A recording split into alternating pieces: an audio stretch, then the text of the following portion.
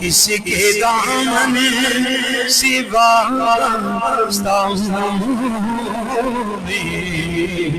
कहने वाली है किसे गदा उनके टुकड़ों से ऐसा सिपा आज दानों की सफेद में खड़ा।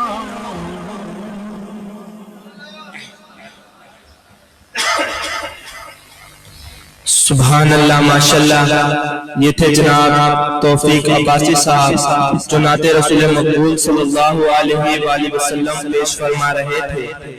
अब मैं इज़हारे ख्याल के लिए दावत दूंगा अपने उस्ताद मोहतरम जनाब हजरत अल्लामा मौलाना जाहिद मकसूदी नक्शबंदी साहब को कि वो आए दर्स फिक़ह बयान फरमाए। तमाम हज़रात दुरूद पाक का नजराना पेश फरमाए। अल्लाहुम्मा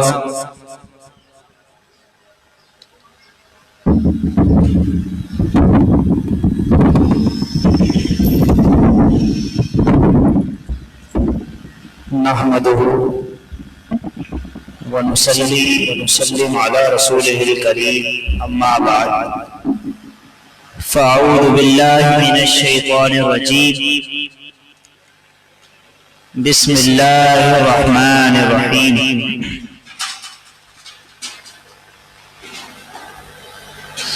इहदिनस सिरातल मुस्तक़ीम सदक़ल्लाहुल अज़ीम। क़ाल रसूलुल्लाहि सल्लल्लाहु अलैहि वसल्लम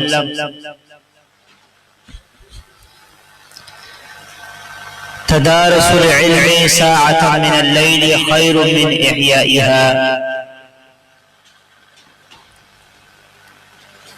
औ कमा क़ाल अलैहिस्सलाम सदक़ल्लाहुल अज़ीम। अल्लाह करीम का बेपाया एहसान, उसका फजलो करम कि उस खालिक़ लम यज़ल ने एक बार फिर आलमी मरकज खानकाहे नक्शबंदिया मकसूदिया में होने वाली बरोज़ जुमा मरकजी माहाना इज्तिमा में शरीक होने की तौफीक अता फरमाई। अल्लाह करीम से दुआ है वो पाक ज़ात हमारा यहाँ बैठना सुनना सुनाना अपनी बारगाह में कबूल और मंजूर फरमाए। नबी मुकर्रम सल्लल्लाहु अलैहि वसल्लम ने इरशाद फरमाया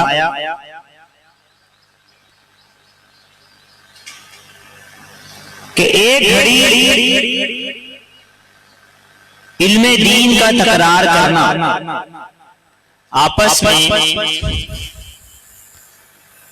एक घंटा कुछ लम्हे दीन के मसाइल एक दूसरे को सिखाना,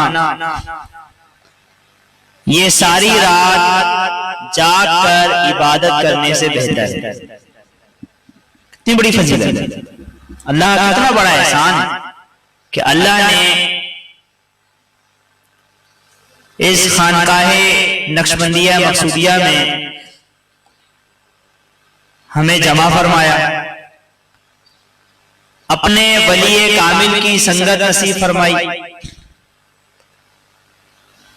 अपने तज़किया करने का मौका अता फरमाया, इल्मे दीन हासिल करने की तौफीक अता फरमाई, अपने भाइयों से मुलाकात करने की तौफीक अता फरमाई, अपने मुसलमान भाइयों अपने पीर भाइयों की ज़ियारत करने की तौफीक अता फरमाई और आखिरत को याद करके अपने दिल को नरम करने के असबाब पैदा कर।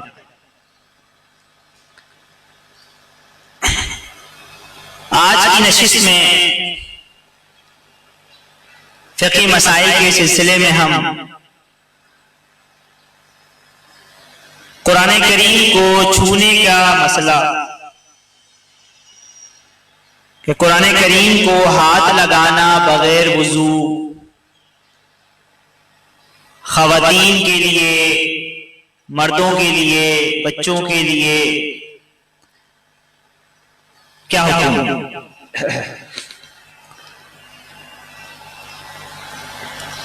देखिए, दीन का बुनियादी इल्म हासिल करना ना हर मुसलमान पर फर्ज है। जब हमें दीन का पता ही नहीं होगा तो हम आगे क्या बात करेंगे। चमक सूरज में क्या बाकी रहेगी अगर बेजार हो अपनी किरण से। जब हमें खुद नहीं पता कि इल्म क्या है, मसाइल क्या है, हम दूसरों को क्या लीड करेंगे, दूसरों की क्या इस्लाह करेंगे। तो इसलिए पहले हमने खुद सीखना है और फिर इस इल्म को आगे तक पहुंचाना।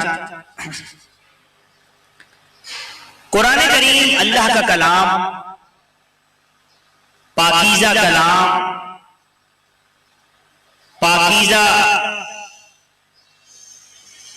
लोगों ने उठाया, पाकीज़ा लोगों ने लिखा,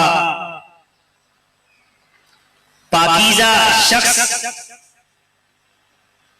ने लिखवाया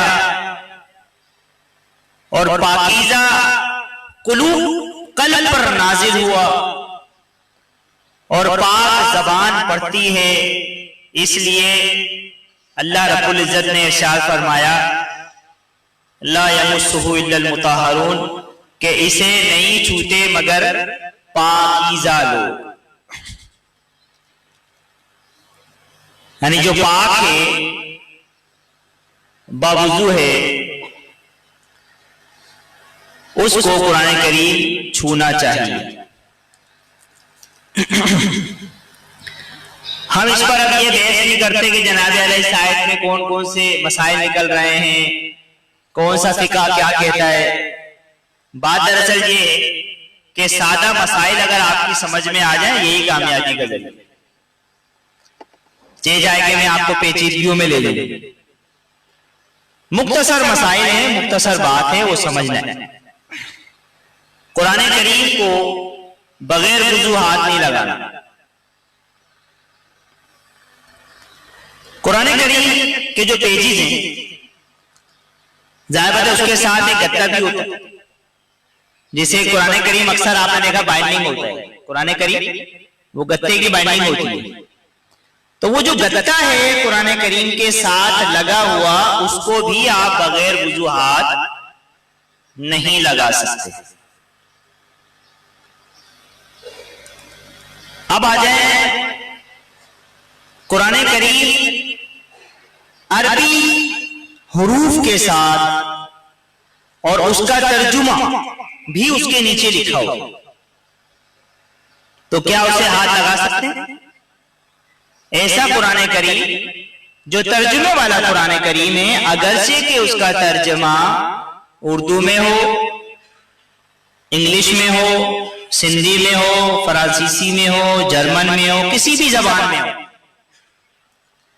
अरबी टेक्स्ट के साथ ही तर्जुमा होता है, तो उस तर्जुमे वाले कुरान को भी बगैर वुजू हाथ नहीं लगा सकते।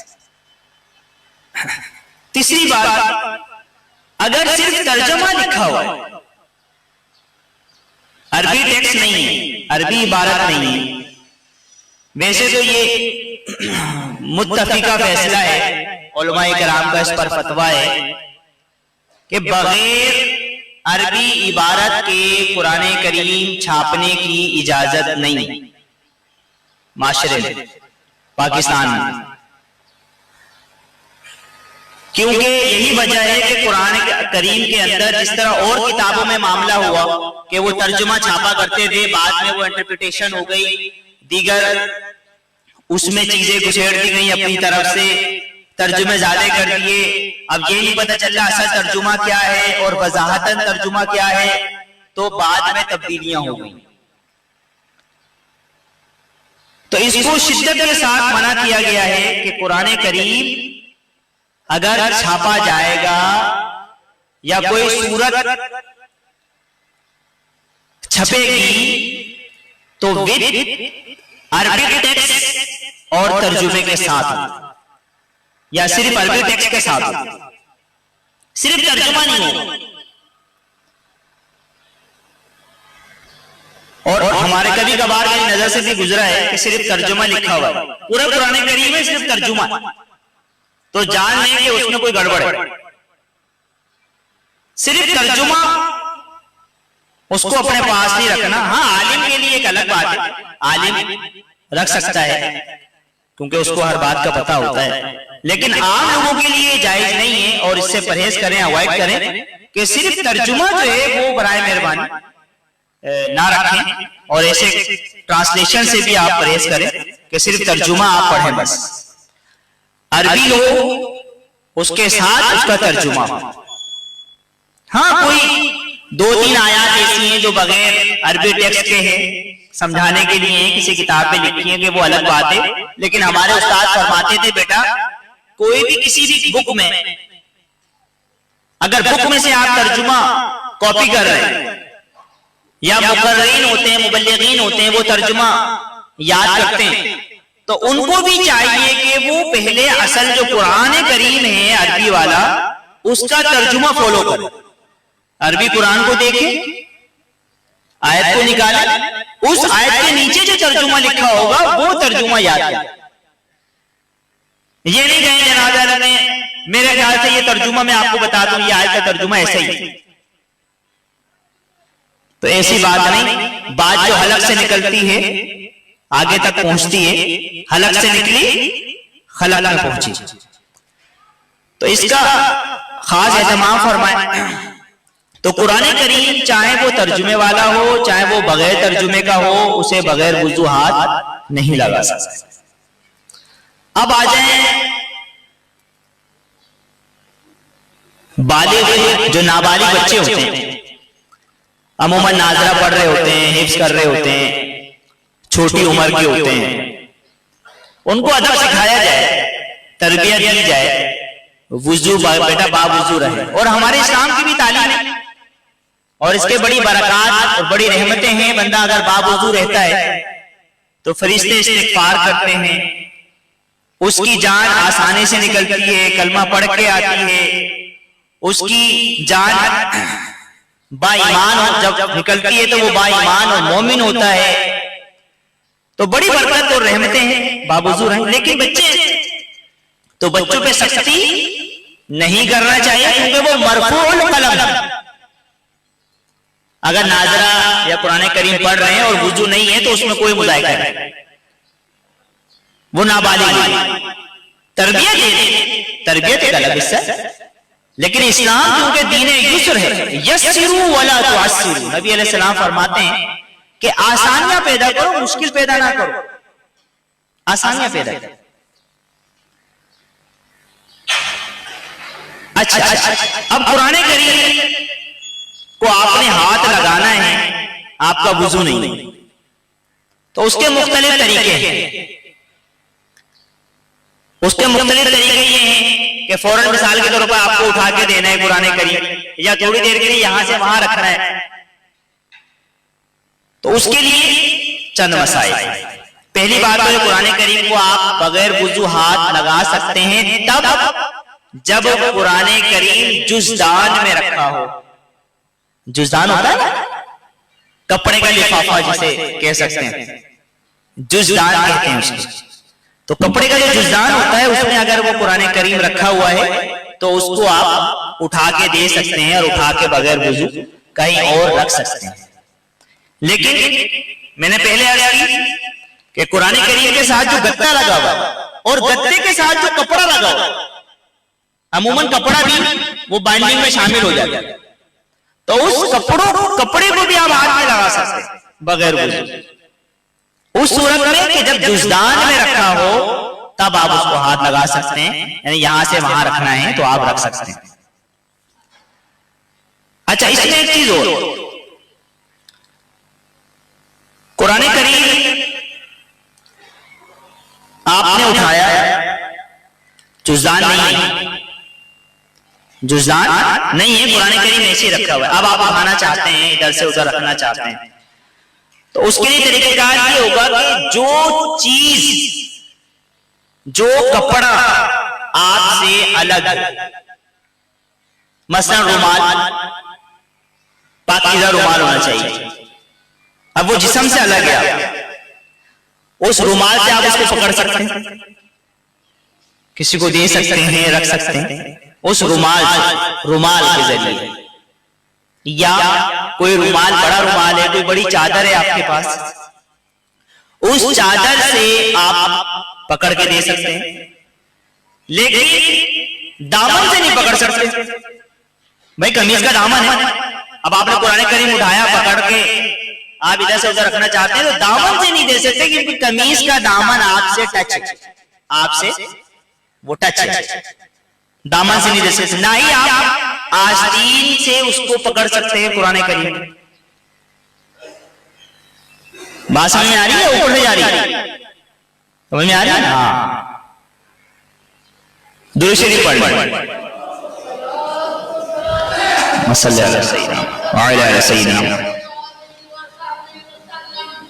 दोस्त जो है जरा मिल मिल के बैठा करें, थोड़ा आगे आगे बैठा करें, क्यों डरते नहीं, कोई आपकी मारने लगेगी यहां पर, आगे आगे आ जाए करें।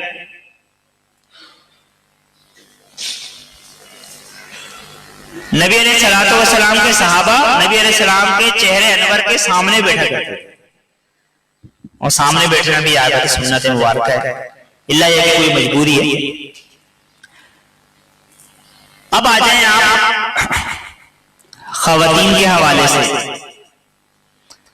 अच्छा, मैं एक बात कहती हूँ कि ज़िमनी बात है, चले वो ज़िमनी बात भी लंबी हो जाएगी, अजाने होने छोड़ें उसमें। कुरान करीम पढ़ना, क्या बगैर वज़ू कुरान करीम पढ़ सकते हैं? बगैर वज़ू कुरान करीम पढ़ सकते हैं।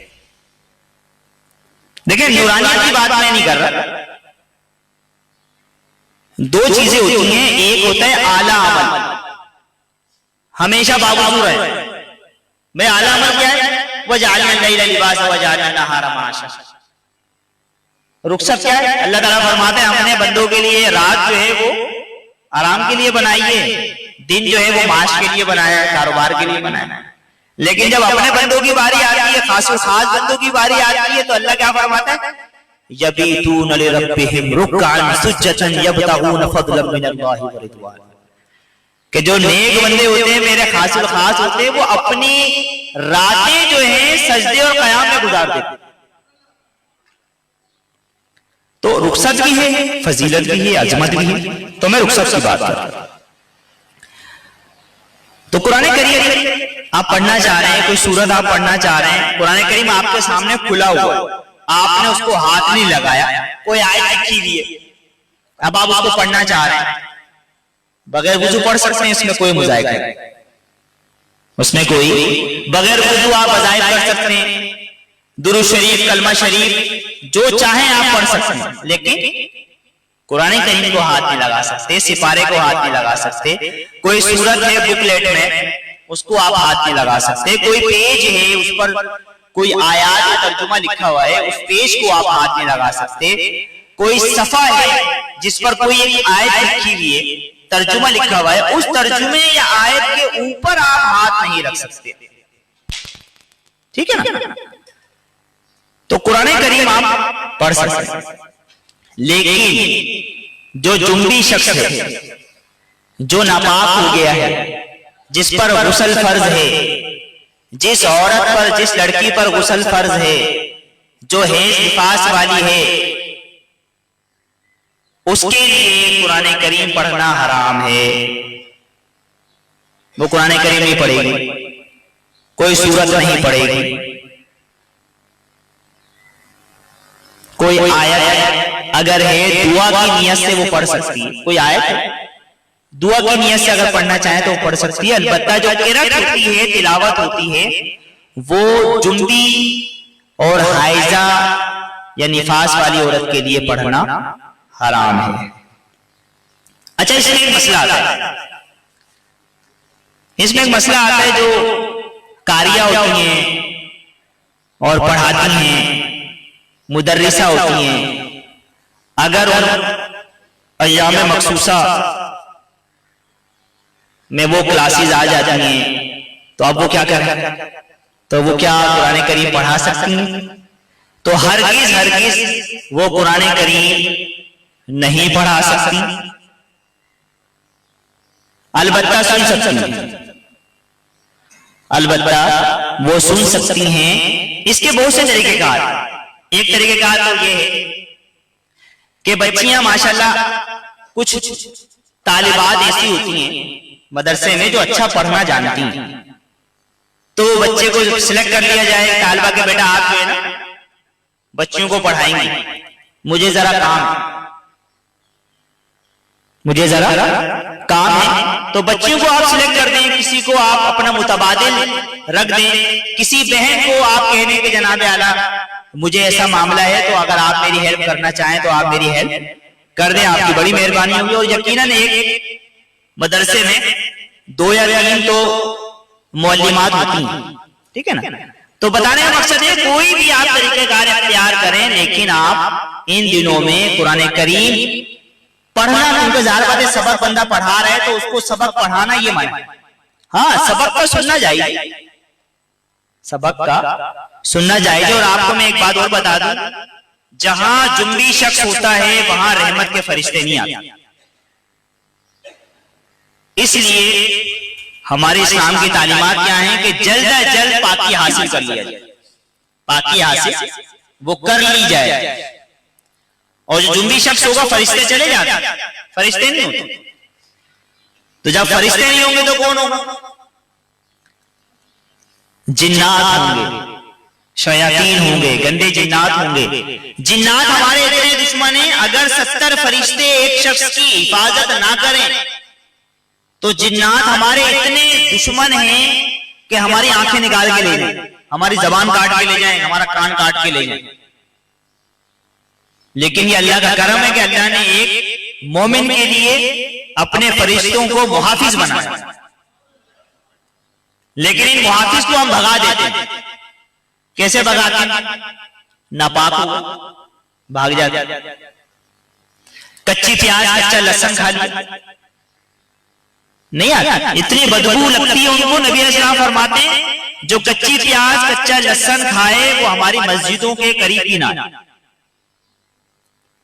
ये नहीं कच्ची प्याज और कच्चा लहसुन जो है वो हराम हो गया, खाएं आप, तो मना नहीं है, लेकिन अच्छी तरह अपने मुंह को साफ करें, अच्छी तरह मिसवाक या ब्रश करें, लौंग रख लें, अच्छी तरह मुंह साफ करके मस्जिदों में आया जाए। और मैंने खुद देखा है कि रमजान शरीफ में इस तरह होता है, खासतौर पे आपने भी देखा होगा कि मगरिब की नमाज में लोग खाते हैं चाट। अब चाट में होती है प्याज,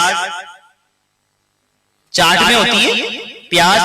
अब जल्दी जल्दी चाट खाया, पानी पिया, चाट खाया, फटाफट कुल्ली की ऐसे ही और चले गए। मैंने खुद सूंघा है, यकीन करें मुझे बराबर में खड़ा नहीं हो जा रहा था। प्याज की बदबू, लहसुन की बदबू, यहां तक के सिगरेट की बदबू मैंने सुनी। जो सिगरेट पीने का आदी होते हैं वो फौरन जो है वो खजूर खाए तो सिगरेट पीता है दूसरी। चलो यार आदि कर लेंगे, तो सिगरेट की बदबू आती तो बराए मेहरबानी इससे जो है वो इज्तनाब करें। हजरत वाला इलायची भी दम करते हैं, अगर किसी नशे की आदत है आपको तो इलायची दम करा लें, अल्हम्दुलिल्लाह नशा छूट जाता है।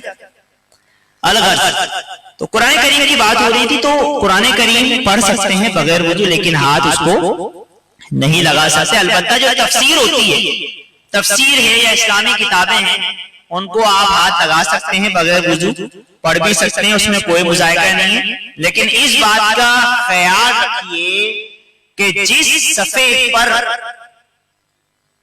कुरानी आयात और तर्जुमा तफसीर से ज्यादा है, नहीं समझ में आया, दोबारा समझ। अलहम्दुलिल्लाह शरीफ लिखी अरबी में, अल्हम्दुलिल्लाह रब्बिल आलमीन अर्रहमानिर रहीम, उसके नीचे तर्जुमा लिखा है उसका। उस तर्जुमे के नीचे 10, 12, 15 लाइन में सूरह फातिहा की तफसीर लिखी है। तो तफसीर तर्जुमे से ज्यादा होगी भाई। 7 आयत अलहम्दुलिल्लाह शरीफ में कितनी आयत? 7 आयत, 7 आयत का तर्जुमा लिखा हुआ 7 लाइनों में आया, लेकिन उसकी तफसीर भी नीचे लिखी है जो कि 10 लाइनों की है या 15 लाइनों की है। तो उस सफ़े को हाथ लगा सकते हैं बगैर वजू, लेकिन फिर भी किसी भी आयत जो अरबी में लिखी हुई है या उसका तर्जमा लिखा हुआ है उस पर आप हाथ नहीं लगा सकते। अच्छा, बड़ा अहम मसला, हमारे तावीज़ात होते हैं उसमें आयत लिखी होती है। भाई हमारे कई तावीज़ात हैं उसमें आयत लिखी होती है, और जब आप तावीज देते हैं तो वो उस आयत के ऊपर अगर आप बगैर वुजू हैं, वुजू नहीं है आपका, और आपकी उंगली उस आयत को टच कर रही है तो ये आपके लिए गुनाह कबीरा है। ये मैं पहले बता रहा। तावीज लेने आए तो खुसूसन वुजू होना चाहिए। आप तावीज इस्तेमाल कर रहे हैं, तावीज जला रहे हैं, तावीज हासिल कर रहे हैं, या तावीज कोई दे रहा है, बावुजू होना चाहिए। एक तो शरई तौर पर भी फायदा है और दूसरा रूहानी तौर पर भी इसके बड़े फायदे हैं। बात मेरी समझ में आ रही? तावीज आपने पहना हुआ, बाद में भाई तावीज पहन के तुम वॉशरूम में जा रहे हो, इसमें कोई मुजायका नहीं है, इसमें कोई मुजायका नहीं है। तावीज चमड़े में या रेगजीन में या कपड़े में बंद है, उसको हम हाथ नहीं लगा रहे हैं, चमड़े में बंद है। इसको मैं बगैर वुजू हाथ भी लगा सकता हूं क्योंकि ये चमड़े में बंद है, उसके अंदर थैली में बंद है, कुरानी आयत है वो। लेकिन अगर वाज़े लिखी हुई है तो उसको हम हाथ नहीं लगाएंगे। अगर ऐसे ही मामला होता कि तावीज उतार के वॉशरूम में जाना होता तो फिर हाफिज कुरान तो वॉशरूम में जाएंगे, फिर हाफिज कुरान तो वॉशरूम में ही नहीं जाए क्योंकि उसको सीने में कुरान होता। तो ऐसी कोई बात नहीं है। हमारा इस्लाम, हमारा दीन बड़ा आसान है। ये चीज़ें मसाइल थे और भी इसके अंदर मसाइल हैं, इंशाअल्लाह मौका मिलेगा तो डिस्कस किए जाएंगे। जिन हजरात का वुजू नहीं है वो वुजू फरमा लें, बाकी हजरात सफों को दुरुस्त फरमा लें, इंशाअल्लाह अजान के बाद नमाज।